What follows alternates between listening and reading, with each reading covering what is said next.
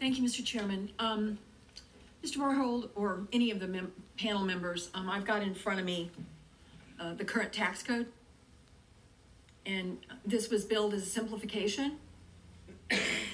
I've tried the best of my ability in a very short period of time. I'm jealous of Senator Toomey. I think he's much more familiar with this product than I am.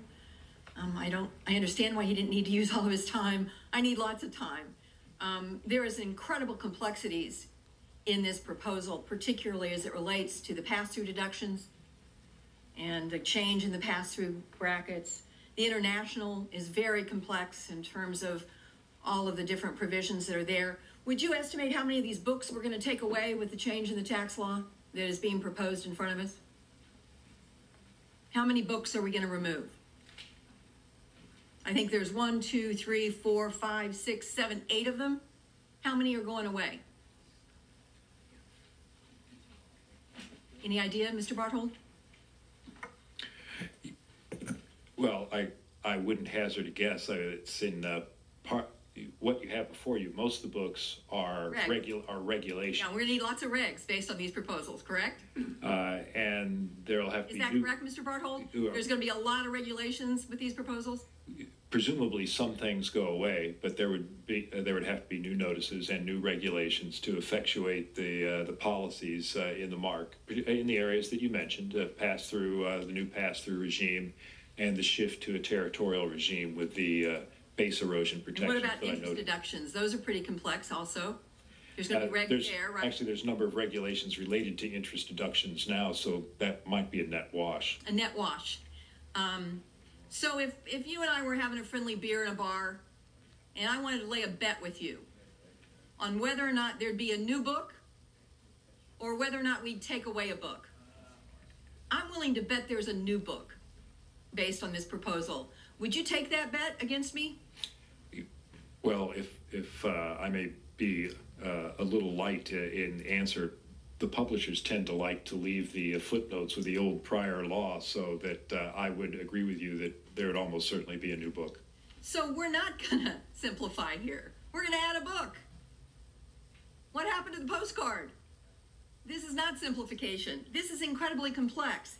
Is there anything in this proposal that will touch all the various regulations and laws that allow very wealthy people to avoid the state tax under trust law?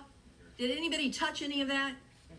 All the crummy trusts, the dynasty trusts, all the ways that trust lawyers, frankly, Gary Cohen has publicly said a number of times that people who have $10 million generally have trust lawyers and they're not worried about estate taxes. Did we touch any of that in this bill? As I noted in the walkthrough, really the only change in the estate tax is the doubling of the present law exemption. So nothing that defines the base changes. The individual income tax rates have conforming rates for trust income, but again, the definitions of the income or qualifying trusts are not changed.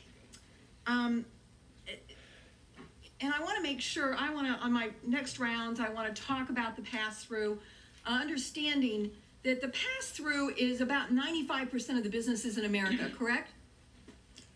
In terms of total entities, that's probably correct. I'd have to double check, but definitely a very, very high percentage. So 95% of the businesses in America are going to be looking at the new pass-through provisions as their tax planning guide.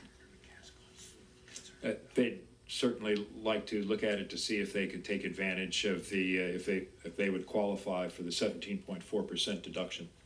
And it's my understanding, and correct me if I'm wrong, but at this point in time, JCT and the finance staff don't even agree on how that's going to be calculated based on what W-2, whether there's aggregation or not aggregation, whether it's an individual W-2 or a business-wide W-2.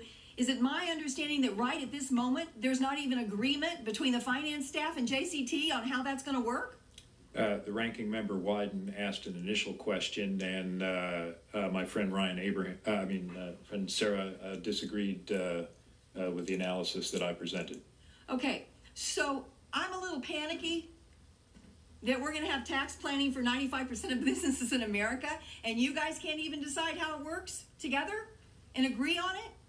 I would say that is the definition of complexity, and complexity is the playground for loopholes and tax avoidance. Thank you, Mr. Chairman.